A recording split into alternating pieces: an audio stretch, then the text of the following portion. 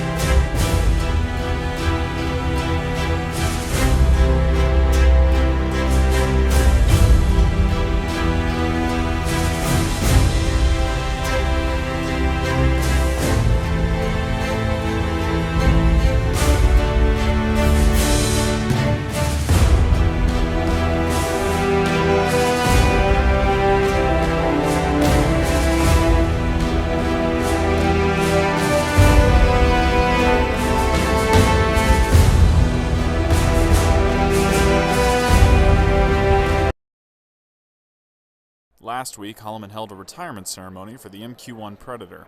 The aircraft is being replaced by the MQ-9 Reaper. The commander of the 6th Attack Squadron, Lieutenant Colonel Fukumoto, spoke on the legacy of the MQ-1. So I think the MQ-1 has really changed the way that the Air Force and airmen think about air power. When the MQ-1 came into service, it challenged those notions that we could, it's a system that we employ over the battlefield, and the airman is doing it from a place where they're safe.